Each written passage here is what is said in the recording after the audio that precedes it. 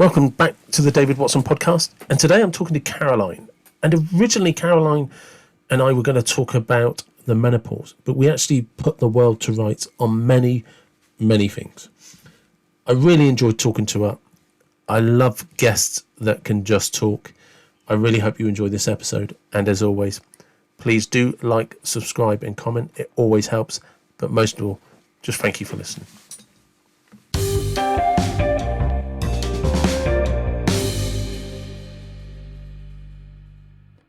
2, 1. Good morning. Thank you for coming on the David Watson podcast. How are you? I'm very good, thank you. Excellent. I know that suddenly came across as really professional, didn't it? It did. I've just been for a cold water swim in the ladies' pond on Hampstead Heath, and it's a great way to start the day. It is, yeah, it is. I'm fortunate. I have a little gym set up in my back garden, and so I spend like most mornings after I've walked the dog listening to the birds in the garden before I turn some drum and bass on to work out. But in the winter, when it's like minus whatever, it does get you fired up, gets you going. Definitely. I'm a big fan of listening to the birds. Have you always done that? Yeah. I've always, even though I actually did live in London for a bit, I've always been a country boy at heart. I grew up in the country, so yeah, I think it's hardwired, isn't it? It is. There's something. I don't know. I think it's one of those things that you notice when you're maybe not in the country, and I think it can be anywhere because London actually has a lot more nature than people realise. But you are either aware that you're sharing a space, or you're not. Definitely. And I think that's a very interesting place to start. I'm writing a book actually about bird watching and how bird watching saved me, which we can talk about in lots of ways. But for me, it was an amazing touchstone for anxiety during menopause. Yeah.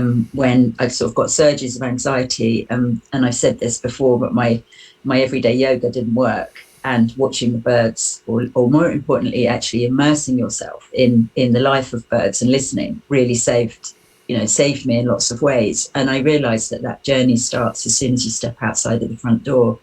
And in fact, for many people, the communication with the birds is even earlier than that, when you're sitting in your house. And my granny lived till she was 104 and a half, and watching the birds every day on her balcony was an important part of every day for her. The birds have a lot of messages. It's funny you saying that, because I used to teach meditation many years ago, and I predominantly stuck with guided meditations and things like that, as I've always felt they're a good way of getting somebody into something and then let someone else take over from there. But one of the things I would ask people to do is to sit in an open space, their garden if they're lucky enough to have one, and see if you can listen for birds. And once you're kind of in that nice quiet space and you're listening to see what you can hear, you get to hear whether they're on your left, your right, in front or behind you. But you also start picking up the different species of birds and how they're talking to each other. And before you know it, it's a right soap opera of what's going on. And there's this constant chatter back and forth, which you don't, when you sit and take the time to listen to it, you realise just how much is going on in their world. And like I said, is if you just give it some time, you also start to realise how separated you can be from it. Absolutely. And I think feeling into that surround space as well is something which we are fast losing the art of doing. And when you were talking about leaving the house and connecting with nature, something I have to kind of really remind myself not to do is to leave the house, continue to communicate via my phone, maybe answering some messages as I walk along the road, sending a few messages, whatever. And it's very easy to do that, not to connect with nature. Excuse me.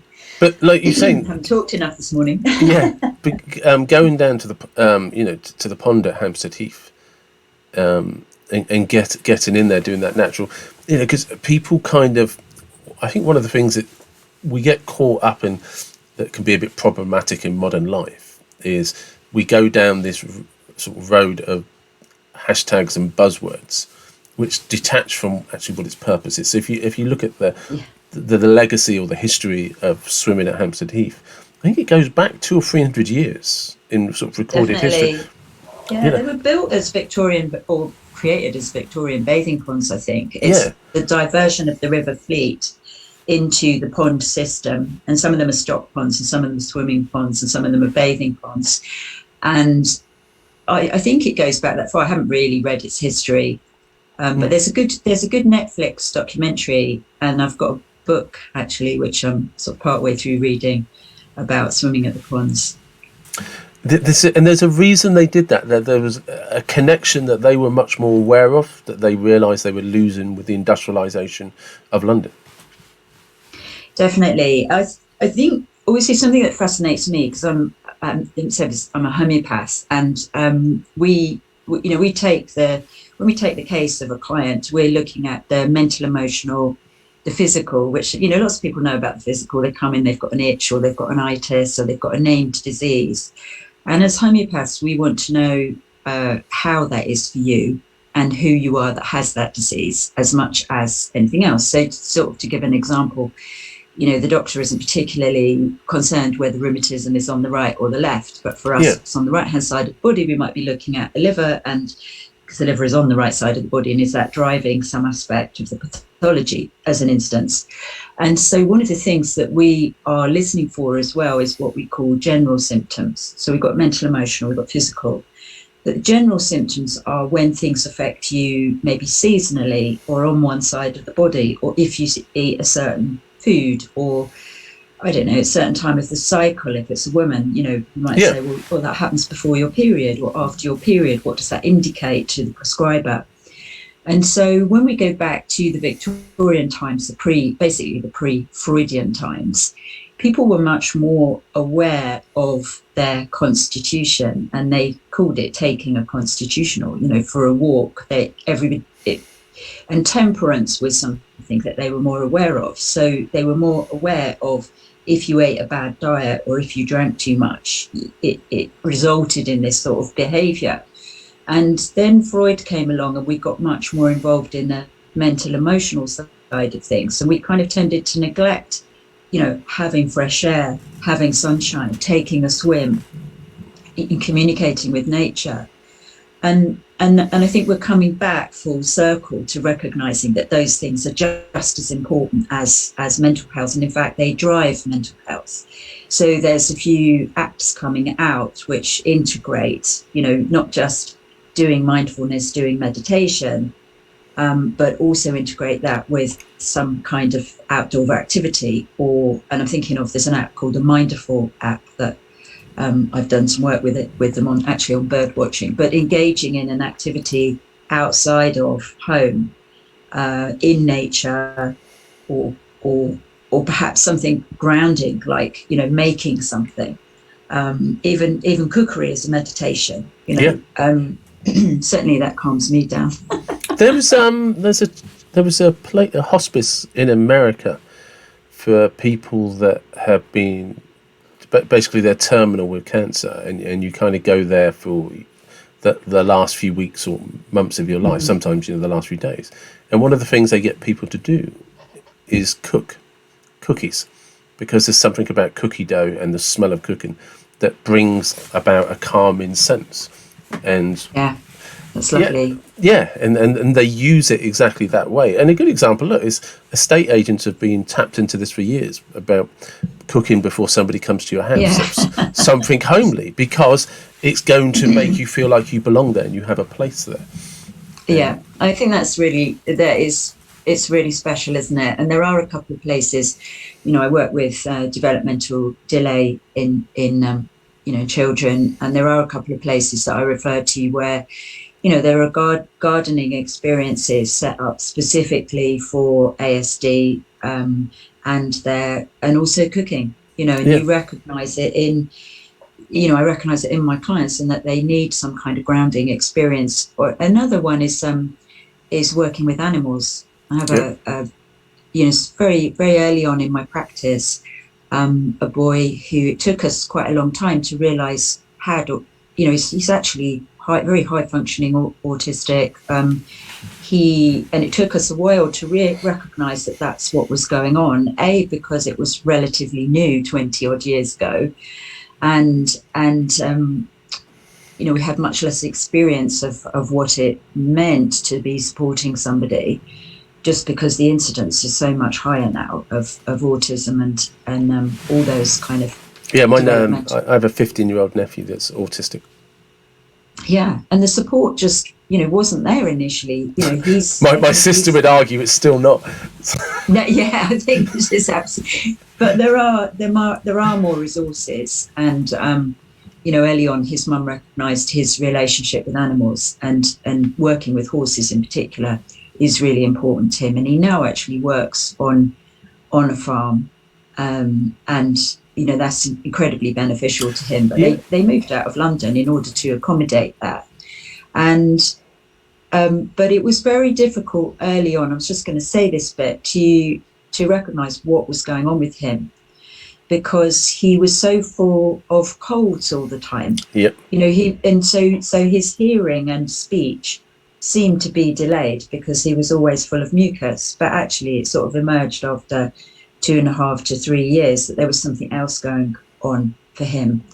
And it was but that grounding in nature, being outside, working with horses is the key for him. And I can think of other kids where cooking has been important, or planting.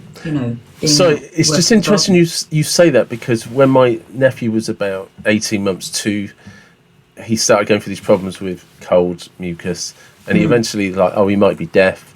He eventually had his adenoids taken out and had a couple of operations and stuff. And then by the time he was about 5, he was then reluctantly diagnosed as having autism because he had speech problem. He couldn't talk at all. Yeah. But he went through a series of physical operations. I mean, and to be fair, there is a problem with trying to diagnose autism when children are young, because the brain has to develop to a certain level before you realise that, actually, they might be autistic. But all of these lots of things. It is, and that's what makes it difficult sometimes. But it was just interesting that you were saying that about the colds, the infections, not speaking, can't hear properly. Oh, so it must be this, and then 3 or 4 years later, he's autistic. And it also took me a while to recognise, to get to know him. So he would come into my space, which was the same. I was always working from the same practice room, and he would come into that space, and it took me and his mum time to recognise that he was coming into that space and he would check certain things in the space. So it took me 2 or 3 appointments for me to realise that he would walk up to my laptop and check that the lights were on the little keys that I use for my program. And then he would, once he checked the room, he would then ask me to lift him up onto the small table under the window so that he could look out of the window and read the numbers on tops of the buses that would park at the bus stop outside. And it was this ritualistic behaviour, and the way, we're trained as homeopaths to observe, that after a while made me realise ritual was important to him in engaging in a space. And once he knew that that space was the same space, he could then begin to move into communicating in a different way. It was very interesting. Another instance of a child who was extremely hyperactive. I mean, as soon as he engaged in or was overstimulated by the external environment, it could be school, it could be walking onto the pavement outside the practice space, the buses, cars, ambulances, whatever, he would suddenly, really kind of become quite uncontrollable. But interestingly, when he was in the practice space, and it was a relatively quiet room, and the box of toys was there in the corner, he got out the toys, and I think they were Playmobil Farm, and some pencils were there. And he's the only child to date who created a very, very ordered space of the little pencils with the edges of the fields. And then he put certain animals in the pens. And he really, in a very ordered way, created this controlled environment. And I was really fascinated by his capacity to do that to become still enough in his mind to do that and to create order, which he absolutely couldn't do Yeah. outside of, that kind of space. But it was a fascinating journey into seeing what creates or is a trigger for hyperactive behavior. It's such a complex sort of conversation, and I am fascinated. I've had two Reiki healers on the podcast, and one of the things they were fascinated with is the connection between people who are depressed and how working with animals, being in nature, all of those things with exercise over a period of time not fixes but seems to alleviate a lot of the symptoms. And they were wondering if it was some sort of just natural reset where you're so disconnected by what's going on in the earth that you need to have that reset just by connecting to the earth. Which is that why people are drawn to the woods or to the ponds or to the beach? Is that why Absolutely. we love it so much? Why we should all walk barefoot a bit more. Yep. On the grass. I did that this morning. Did you? Yeah. I haven't majorly got into that. I do like walking barefoot, but I haven't definitely gone out of the house and grounded. To be honest with you, it's partly just the laziness of putting on socks when I'm letting the dog out in the morning. And it's not that I think it's overrated. I think it's like many things, people try to use it as a compensation when you should maybe try actually going for a walk. You should actually maybe try sitting by the river or going to the seaside, or it's whereas a lot of these things, like the one that popped into my head is when blueberries first became a thing, and they never used to be a thing, did they? But suddenly they're a superfood and an antioxidant and all of that. Yeah, but not in a muffin. Do you know what I mean? And it doesn't matter if you eat loads of them if you're eating X, Y, and Z as well. It's kind of like, well, I'll balance it by I'll do this and then I can do that. And it's like, no, you have to stop the crap full stop and just have a healthy diet. And one of my favorites, my absolute favorites, is definitely speaking to the converted. One of my favorites is, I'm on a detox, and I'm like, oh great, what are you doing? Stop drinking for January. I'm like, yeah. It's just It's like, sure, a little bit of a detox. I mean, your body's just going to relax a bit. The liver might be a little less stressed as a result, but you're not actually doing anything. No. Unless you make a conscious decision to encourage, cleansing, detox. I work with a superfood cleanse, and I do group cleanses 2 or 3 times a year. And it's just such a great space. What happens when you genuinely have a good cleanup, and the decisions that people go on to make about their lives is fascinating, absolutely fascinating, and as powerful as some of our homeopathic remedies. It's like, wow, okay, I'm back to being me again, or I'm a new me, making new and intelligent decisions about my life going forward. Do you know, that's a good segue to the menopause, really, which is why you and I originally were talking. Through my friend Claire. Yes, and thank you to Claire. Thank you to Claire Grierson. Yeah. And because that's actually something that I've done a couple of podcasts before with the menopause, and one of the things that, like I said to you when you and I were originally talking, is I found it completely off the charts how little is known, how little women talk about it without trying to sort of generalize or put everybody in the same pocket. Because it's a change that's going to happen regardless. But if you're not aware of why or how, or the different ways it can affect people, you're not going to be prepared for what may happen for you. Absolutely. And I think the stat is at any one time, I think it's 13 million women in the UK are going through menopause. We're certainly all going to go through it. And also, when I went through menopause myself, even though it's only 7.5 years ago, we still didn't have the understanding that we have now, which makes you consider what we're going to have in another 7 years time. And when I trained as a homeopath, so I graduated in 2000, I actually don't think menopause was mentioned. It wasn't.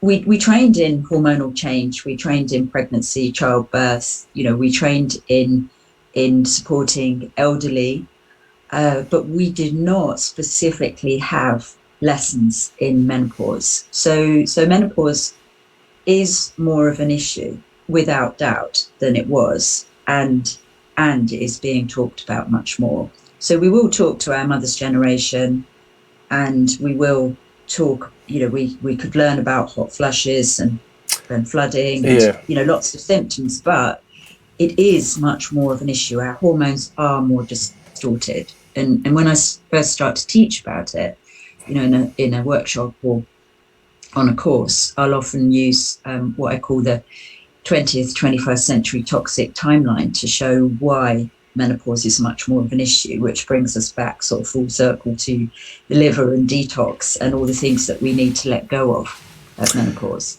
Well, because, when I first had a conversation with a lady called Carola, who is actually in Australia, and was going through the menopause, and she won't mind me talking about this because it's on the podcast, but she literally said herself she was having a mental breakdown but didn't realise why, and she nearly got divorced.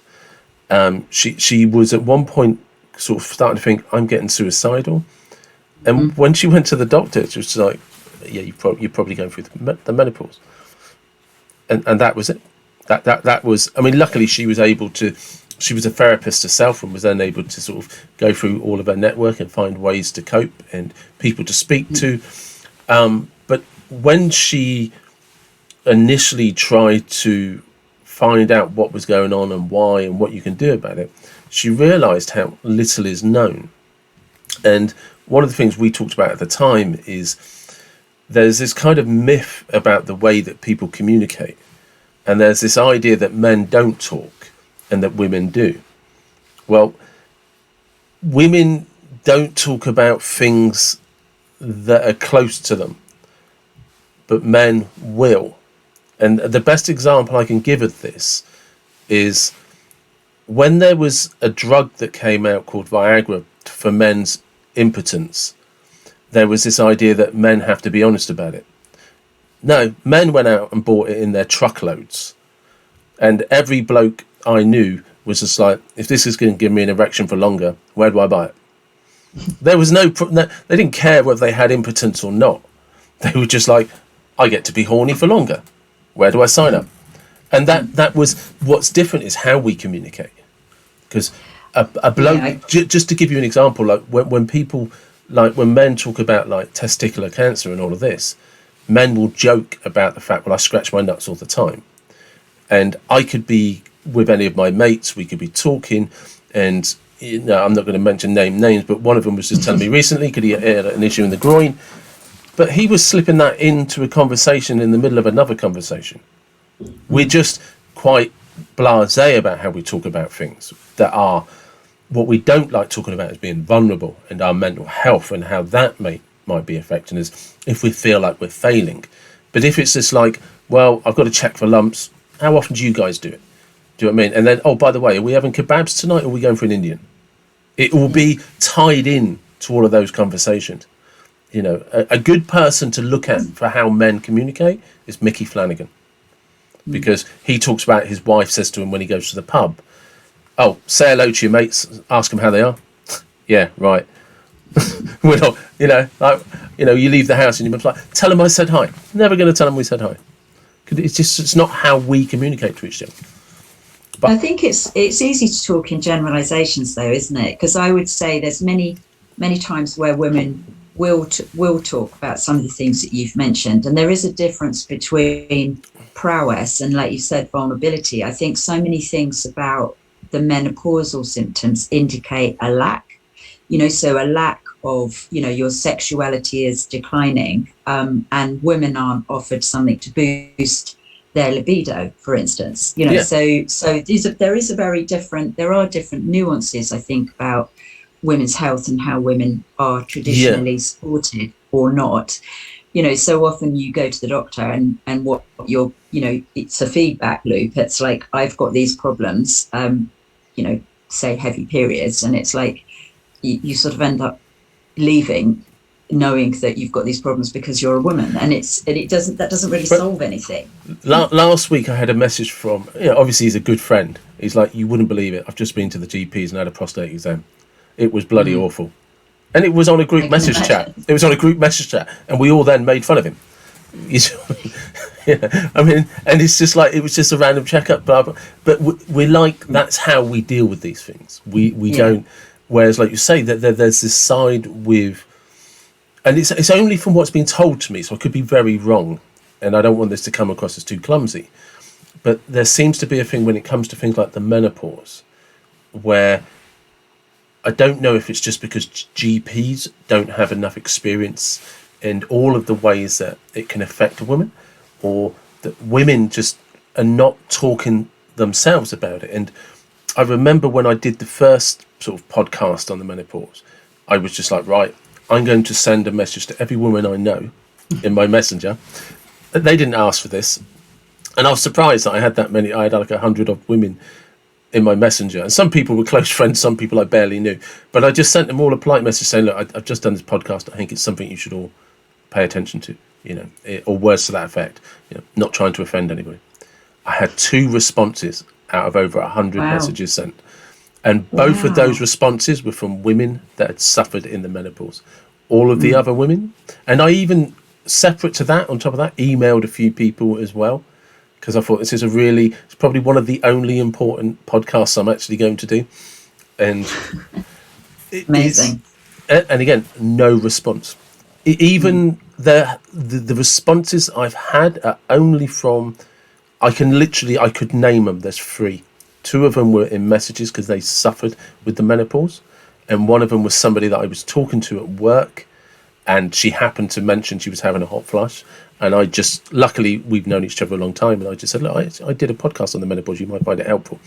Sent her a link for it, and she come back, she goes, actually, that was really helpful, thank you. And confirmed many of the emotions that she was going through, and the self-doubt. And I think that's something that is really misunderstood, is that there's this, whilst you're going through this, like, I suppose it's like, it's a biological chemical change that, I don't know if that's the right way to word it, but it can bring a level of anxiety and self-doubt that can make you feel like you are literally going crazy. 100%. I think, like I said, 20 years ago, we weren't being taught about menopause because we just didn't have the knowledge of the kind of changes that women are going through. The changes that women are going through have advanced fast and are advancing. And it's really only 3 or 4 years ago when I first met Meg Matthews, who started to do a lot of work, taking the conversation about menopause. I've seen some of that podcast. Places, it's on your website. Like the BBC or John Lewis. She's talked at a lot of different places. That it actually came out. There's 34 symptoms associated with menopause, and when you look at that list, to come back to what we were saying earlier, they cover the physical, the general, the mental, emotional. And I can get women coming into my practice who, for the first time in their life, and they're often professional careers, they have they may have children, they may not, but they're very much professional women who for the first time are experiencing a crisis of confidence. Yeah, like you say, self-doubt, anxiety, that these emotions unbelievably have come up for them for the first time in their late 40s or their early 50s. And that when we look at, for instance, the Chinese medicine system, the deep emotions, the emotions of depression are housed in the liver, because we associate, I'm not a Chinese medicine practitioner, but there are a lot of really useful references. There is. And they're really, really helpful. So when you understand that the deeper emotions are housed in the liver, you're like, well, I need to do a liver detox then. I need to let go. I need to clear. I need to cleanse. And why might we need to do that at menopause? Because all these excess hormones that we're creating So the thyroid stimulating hormone, the follicle stimulating hormone, to just do another period to keep the thyroid maintained and in balance, for instance. Those excess hormones that we've generated then need to be broken down by the liver. So the liver's suddenly got a lot more tasks to do, if you like. Yeah. And we still need those hormones beyond menopause. We just don't need so much of them. So other organs start to take over the role of producing them. And if those organs are already occupied doing something, like dealing with stress, then I'm thinking of the adrenal glands here, and they're taking over the role of producing the estrogen, and the ovaries are stopping. Then if we're going through stress at work, if we've got the stress of looking after elderly parents or kids going through their A levels and GCSEs, etc., or university entrance, those kind of things, suddenly you realize you've got a lot on your plate and you are dealing with a lot more stress. And then the adrenal glands have got to also do estrogen for the first time, or fully. Then it's like it's too much. And guess what you have? You have surges of anxiety, and it's partly supporting kidneys, adrenals, and ovaries to become more robust, and supporting the liver to let go and detox. And that's why I really like things like the 10-day cleanse, taking time out to look after yourself, to restore. It's really important. There is, because the body is designed to function in a certain way, and it requires a level of balance. We are so detached from these days. There's an interesting book that I finished listening to recently called Why We Eat Too Much. And there's Great title. Yes. Yeah, because it says it's why we eat, and then in brackets too much. And there's another one I'm listening to at the moment, which isn't actually what you'd think it is from the title, but it's called Sex at Dawn. And it's actually, the both of them are really to do with human evolution, although one is very food based and the other one is very behavior based. But one of the things they talk about in both books, and I found this with a lot of books over the years, is how detached we are from our origins, because people don't realize it's only something like about 10,000 years ago that we actually started to settle and actually started to farm. And 10,000 years ago seems like a long time, but the basics of the human brain, the lymphatic system and all of that are about 2 million years old. And although Homo sapiens are only about 250,000 years old, the programming hasn't changed. And so we think, well, 10,000 years, yeah, but we picked up an operating system from all of the other Homo sapiens, and from that family tree, the operating system didn't change. Just like you might not have saber-toothed tigers, but the way that they function and the way they operate is the same as today's modern cats. They haven't changed. And we haven't changed as an operating system. And what that means for people is that the biochemistry in your body hasn't changed. And the way that your body gives instructions to, like through the adrenal glands, through your thyroid, through your liver, through your kidneys, all of that hasn't changed. But we changed in our habits and our rituals when we started farming. And up until then, if people listen to how we used to live, and you still see it in sort of like very remote societies, how close family it was, so that as you went through changes, both men and women, but particularly for women, is menopause would typically, not always, come at the end of a cycle of having children. But they were also in communities where everybody looked after children regardless of their age. Yeah. We also could only eat seasonal foods. You never stayed in one place very long. So everything was a cycle.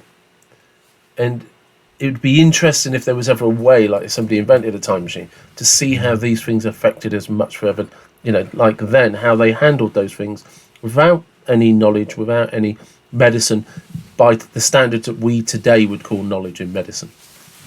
Yeah, and I think there's lots and lots of things in there. I mean, I totally agree with you about, the way that our body deals with stress, is exactly the same as if there was a saber-toothed tiger there, Yeah. and it might be your boss, or it might be, having too many things, on your plate to do. I think what's interesting about the topic of menopause is that we are one of the very, very few species on the planet who actually have menopause. Yes. Most, like really, and I mean most, are fertile until the end of their lives, whereas we pause all that and then live for a period of time. And even if we go back, or we look at other cultures where the average age for menopause, for instance, in Eastern Mediterranean or Thailand, when we look, there's a couple of big studies show that the average age is 45 and not 50, 51 as it is here, or even higher, interestingly, in Roman Catholic countries, which might tell you that, they don't use so much in the way of contraceptive. Is there a conversation around, for us, around synthetic hormones that we've taken, that are in the water, that are affecting male and female sexuality? I mean, that's just one aspect of it. Is there an aspect of, women in Thailand and Eastern Mediterranean doing harder physical work, and or having less available nutrition? Do we have a later menopause? There aren't really the studies around this. No. So do we have a later menopause because there is more food available to us, and that food is not as highly nutritious? So we graze through macronutrients like pizza and pasta in order to get our nutrients, and that creates stresses on the body that then mean that menopause is more of a deal, because when you get onto superfoods, or when you look at vegans, or when you look at people who eat a lot of raw food, they have less problems at menopause. So you start to see trends like that, and you've got to look at the food that we eat as well as our behavior.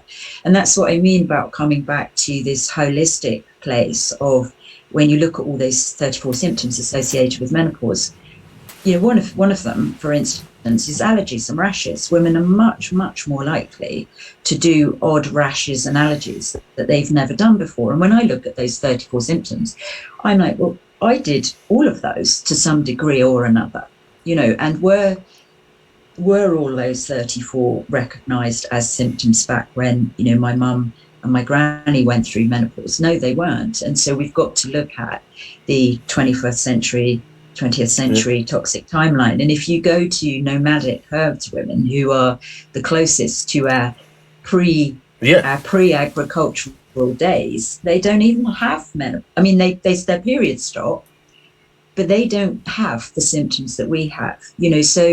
So there's two conversations there. There's toxicity and what we do about clearing it, and then there's, why do we have menopause? Why do whales have menopause? Why do a couple of other fish species have menopause? And the role that we see in the whales is that the older adult whales teach, interestingly, the younger males about the best feeding grounds, about the best places to go and ensure the longevity, basically, of the pod. So there's a conversation growing from my perspective, which I love to work with, which is what are we going to do post-menopause? What are we going to give back to human society? What can we give back to the species now that we're not engaged with breeding, which takes up a lot of energy? It does, but it's a really important thing that I don't think people understand either, because we're talking about evolution. There was something that became an evolutionary advantage for human women to have a menopause, or for their periods to stop. If we're one of the only few species that do it, it was because it was advantageous to our survival, and we don't understand why that is. And if you don't understand why it is, well, then you can't possibly understand the purpose it served. Yeah. So I think there's a massive dawning of a conversation about possibility there for, coming into fruition, because we have got a lot of issues. We have got rather a lot of problems at the moment that need to be solved, and so a lot of women might say, oh, my memory's really affected. Well, memory is the provenance of the liver. You know, Yeah. if we cleanse the liver, then the memory improves, the fog lifts.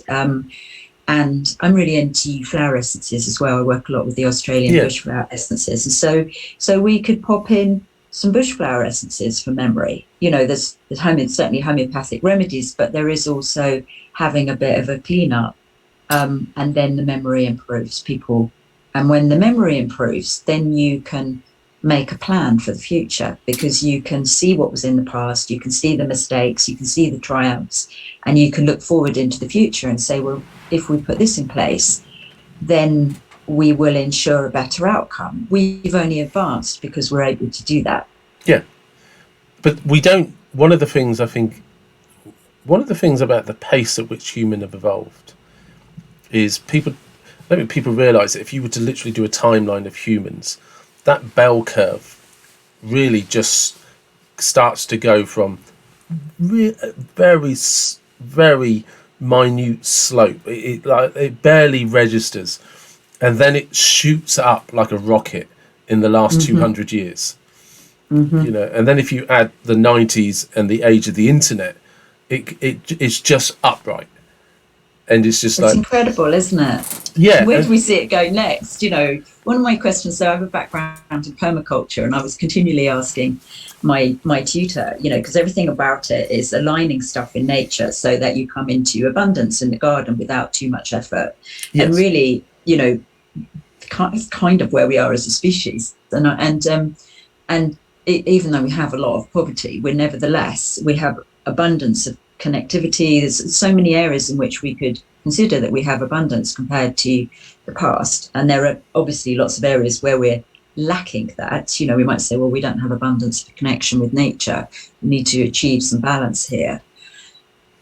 But what happens when there's too much abundance? You know, it's like nature implodes, actually. It rots down in the middle and the fungus grows out, you know. Yeah. So we're like, okay, where are we in the cycle of things then, you know? Well, because it's interesting you say that. There was somebody I was listening to, it would have been one of those books I was listening to, and they were talking about the fact when they've done studies of tribes that don't have much connection with humans, modern humans or anything like that, they don't have a concept of poverty either. Because wow, that's amazing. Well, because everything is shared. Because it's no, you know, if you hunt and are successful and your counterpart hunted and wasn't successful, you all just eat together, because otherwise how do you survive? But because they share everything, that there's no concept of poverty, because our concept of poverty is, and of course they're nomadic. They're typically nomadic. So again, they're just constantly using resources, seasonal resources within their environment. That is so fascinating. I was just reminded of the scene in Gavin and Stacey where they don't share the lamb curry. Yeah. No, but that's the reality, isn't it? And if you look at what we base poverty on, we've actually evolved to a point where we've become aware that people have less than us, because we've moved away from a tribal system where it was frowned upon to not share everything. So everybody had everything equally, you know, in terms of what you needed. Whereas now, poverty is, well, that person's a billionaire and I only can get by on minimum wage. Okay, that person is got a bigger house than me. That person's got a better car than me. That person has nicer holidays than me. And you're just like, so what are we defining as poverty compared to, like, going back to what we were talking about at the beginning? If we're going to even begin to understand any of this, once upon a time there was no concept of poverty. I find that amazing and really, really fascinating. I do think the nuclear family's got a lot to answer. It has. Well, farming, once we started farming, we then had to own land. You were then, the Bible says it best, you reap what you sow. And if you had a bad harvest, you starved. Whereas with nomadic people, you just moved on to the next place. You move, so you never use all of those resources. And going back to what you were saying with the liver and things like that, everything was given a chance to regrow, to sort of be revitalized, and you never overused anything. I had a fascinating insight a few years ago now. We, as a family, we connected with part of the family who live in South southwest Australia, and basically four brothers, and one of them, well, they all fought in the First World War, but after the First World War, one of them got his army pension and moved around, I think, 1926 to southwest Australia, and was sold a parcel of land in southwest Australia, and they were sold it as dairy land. But when they got out there, it was the Karri forests. It was these enormous trees, and nobody had, nobody had any concept that the value of the land, the carbon footprint of the land, was locked up in the trees. So you chop the trees down and ship them off to build, houses somewhere else, and suddenly there is no nutrition in the land, because it's not rotting down in the scheme of things in the forest. So nobody knew that was about to happen. But more to the point, initially, when you first arrived, you were literally given, I think, an axe and maybe a tent for your family. And so they went out there as a 6-person family, because by then they had 4 children. When you look into the records of the region, it's so fascinating. So Perth was set up it wasn't set up as a penal colony initially. So the penal colonies were the other side, the East Coast Australia. West Coast Australia was the Swan River Colony, it was called, was set up by pioneers. And they were continually writing to the British government saying, you've got to send us some prisoners, basically, to help us, because, they've got that the other side of Australia. And you're trying to force us to do that without any workforce. We can't do this. We can't make it happen. And eventually they were sent a prison ship, and they built their prison. The first thing they did was build themselves a prison at Fremantle. I mean, it's a fascinating history. Yeah. And then a little bit further down the line, they started to settle further south. And when you look into the records, the families then further south were like, send us support, because we can't do this. And the families that survived were people like my great uncle's family, who had 6, and people to farm the land. And the people that didn't survive, who'd gone out there as husband and wife, just didn't have a chance. And this is a story that's kind of yet to be properly told in any way, or made into the next, feature film. But it's a really interesting history, about creating a new colony. Requires the sharing that you're talking about. Requires working together as a team, and you cannot do it any other way. No, we're not designed, as in my opinion at least, there's no evidence that suggests we're designed as a species to be as competitive as we've become. And and I think competition is a really interesting, I have a kind of, so I guess it's my own theory on that, but the role of estrogen is to make us as women fertile. It brings us to fertility.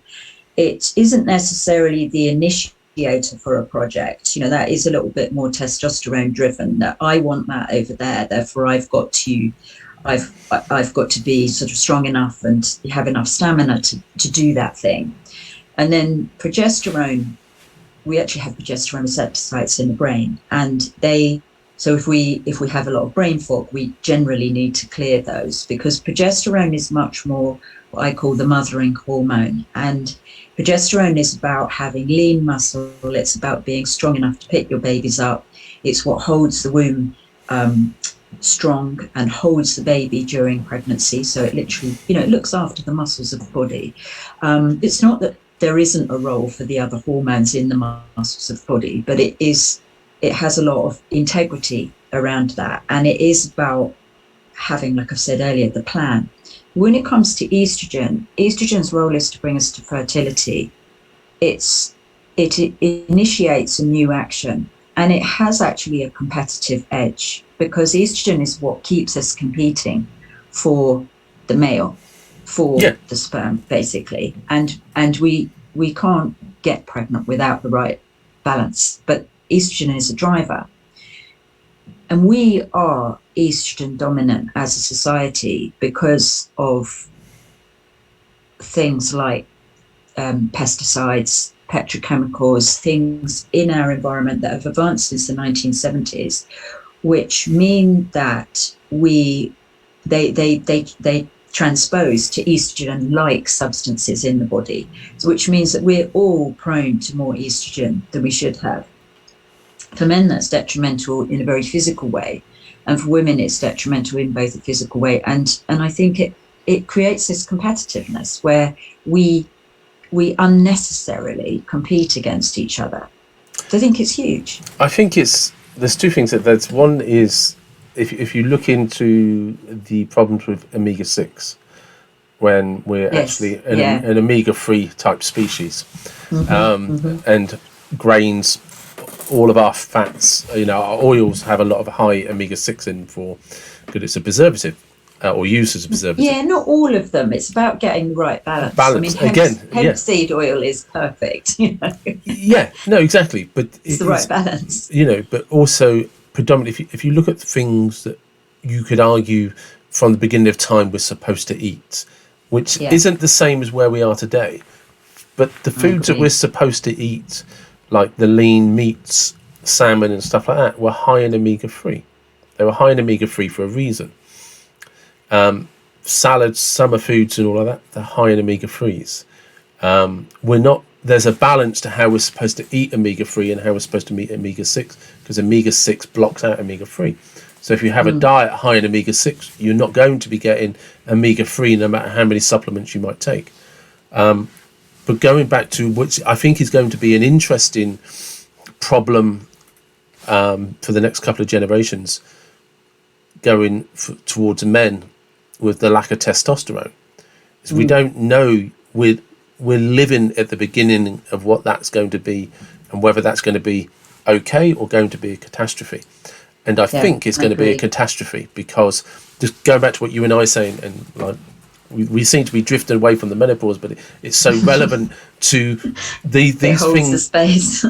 Well, because one of the things that people don't want to accept is where we came from. And ultimately, if you want to have the ultimate balance and understanding of your mind, your body, and your place on the planet, you have to understand where we, or how we evolved to where we are today, and how where we are now does not match in any way, shape, or form how we evolved for our best survival. And that, I think it's really interesting to look at that, and maybe it brings us back to, do menopausal women, can menopausal women have the wisdom to share? Can we have a society where the older woman is allowed to or able to be part of the conversation about decision making? Does menopause support a capitalist society? I think these are massive questions that we know, because really when you talk about competitiveness, when you're going back to that, you can't help but think about what forms the basis of our society as it is now in the West, and actually what the rest of the world aspires to. Well, competitiveness in terms of young men originally they would be predominantly the best hunters. There'd have been a point where physically you had to catch up with experience, and the ultimate hunters would have been the ones with the best physical prowess and the best experience. And it kind of comes a point where you're physically great but inexperienced, and then there's a point where you cross over and you have your peak years, and it's no coincidence, as men get older their testosterone drops, and one of the reasons it drops is you're not supposed to compete with the younger, better men. But you can pass on experience.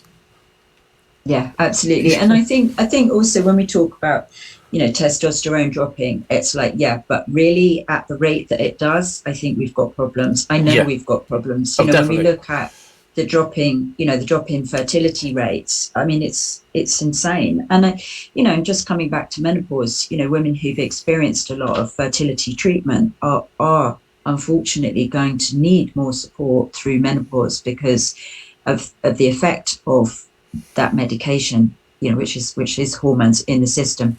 And I don't agree. Look, I do agree that an awful lot about menopause is lack.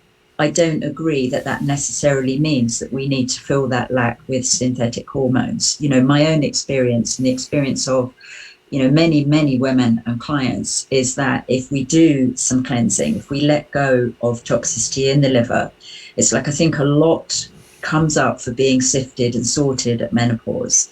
It is the great, sorting hat. And it's like, we can make reference to J.K. Rowling these days, because I don't think we can. But apparently, did you see that publication that's just come out, that various eminent British writers have not been selected for Tolkien was one written in Tolkien was one, J.K. Rowling was another, and again it's just Ian Fleming. I thought that was a really interesting list this morning. I was like, wow, what a decision making process went on there.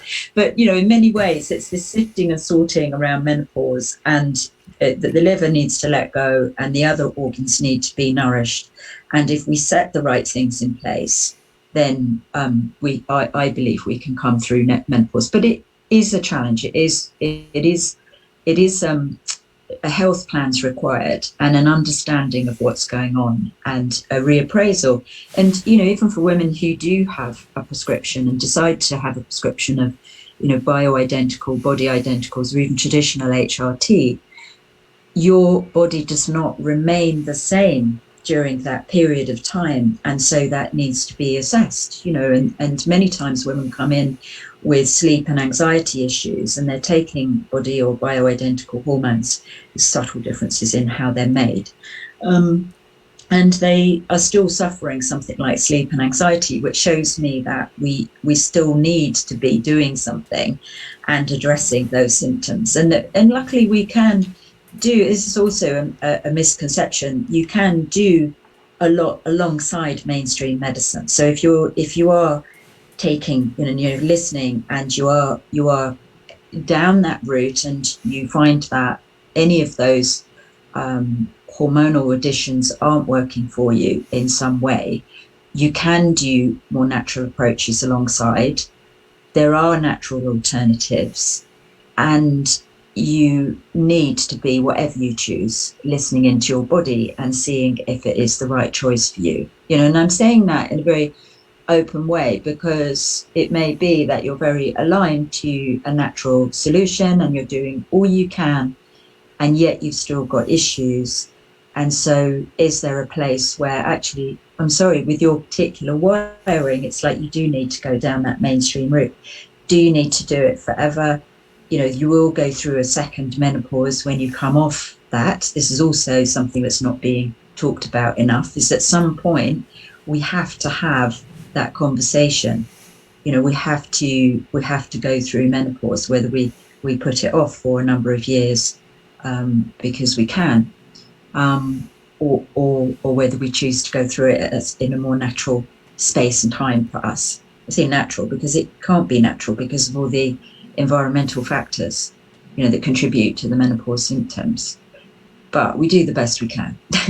But it's how we enlarge the conversation. Yeah, exactly.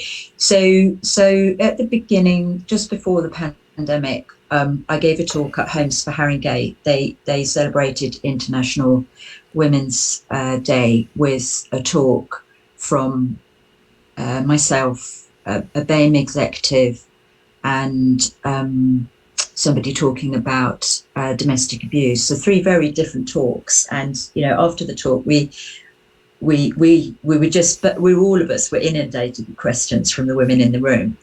And a lot of the women that work for Haringey Council are Afro-Caribbean, Eastern Mediterranean, Middle Eastern women predominantly. And I was so struck by the questions that were coming from those communities, and a lot of assumptions that because of a particular demographic, they couldn't take HRT, or they thought that was the only option. And it reignited something for me, which was there is a lot of work to do, and we need to get the message out there, through podcasts, through writing, through accessible resources, that there are some steps you can take.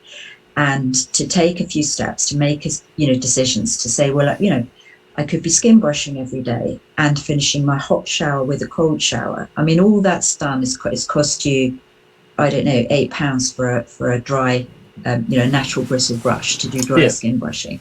And many women would say, wow, that has really changed my hot flushes. And what a triumph, for a very little bit of education.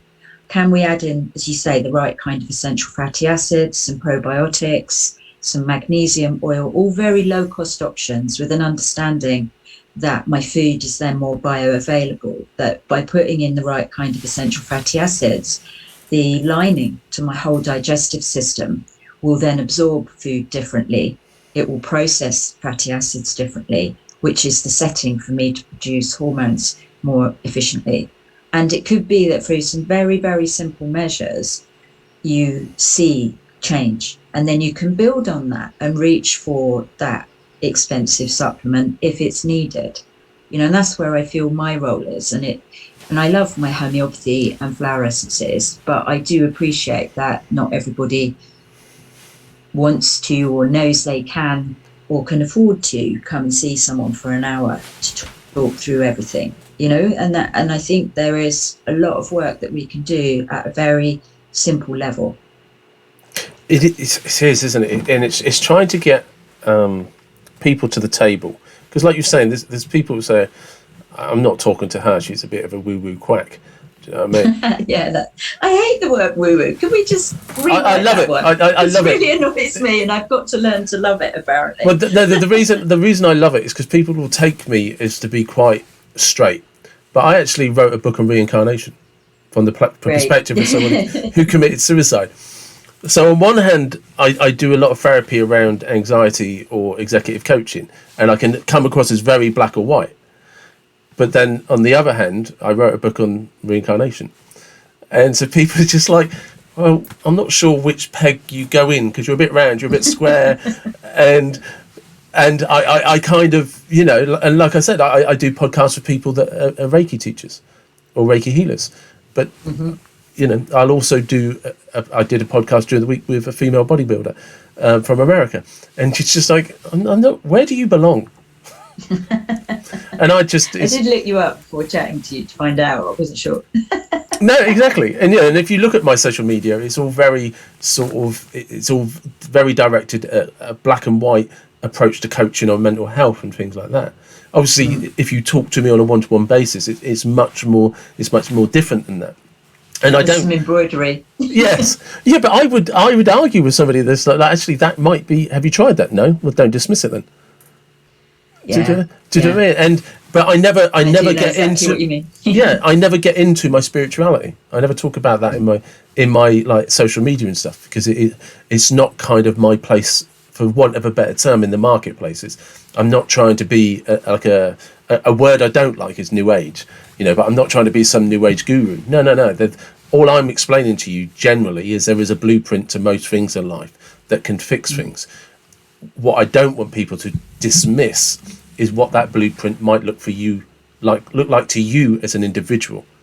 And there's a difference between whether somebody goes to you, whether that's with homeopathy or one of your 10-day detoxes, or whether they see you in a different setting. You know what I mean? It's absolutely. We are really complex people. As a species, we are incredibly complex, and some of us manage it much better than others. But if you're open to a conversation, you're then open to finding out an answer. And I find typically the most answers will come from where you least expect them to, and the places you're most resistant to go. I think coming back to your earlier conversation about how men talk about things, I have a Facebook group about natural menopause approaches, and the reason I set up that group in the first place, because that predates this kind of reconnection with, gosh, there's still a lot of education to do around this, because I can get into a conversation about what it is that I do and what I'm doing, and because I have a lot of, have a busy practice, I tend not to be perhaps initiating conversation about what I do in the bigger world. And then I did that talk for Homes for Haringey. I thought, wow, there is a lot of work to do. And so it requires thinking about where you get that message across and how you get that message across. And I set up my Facebook group simply because all the other menopause groups that I looked at on Facebook were a moan fest. And I thought, This is absolutely not my experience of menopause. Yes, I've had each of these sort of 34 symptoms to one degree or another, but I am not walking around thinking or talking about how I'm going through the worst ever thing that's happened to me. And so I set up the group with a different kind of perspective. And then there's another group that I'm in, which is just jokes about menopause, which is hilarious. It's great, and the person wrote to me and said, look, given that you are, she probably gave me the woo-woo, whatever label you just talked about. She's like, given where you're coming from, you might not like my group. And I was like, I absolutely love your group, but it's not where, again, it's not only where my energy is, because my approach is, I'm not identified by menopause. I mean, I know I'm working in it, and lots of people say, oh yeah, go to Caroline for menopause, but I don't walk around identifying myself as like, oh, I'm going through this, or as a result I'm going through that, and I think, you are you at the end of the day. And so I think it's important that there is space. I mean, one of the things that I'm trying to do at the moment is just to point out to new people in my space, if you like, look, there are these free resources. There's some chats on YouTube, there's the Facebook group, and somewhere else where I chat freely about, there's various podcasts, like this. So it's like, come and get a bite of the conversation. And always, I think, when we're trying to, make change in our lives, especially on the health level, it is good to implement stuff slowly, to assess and evaluate that is working for you, and then move on to adding in the next thing.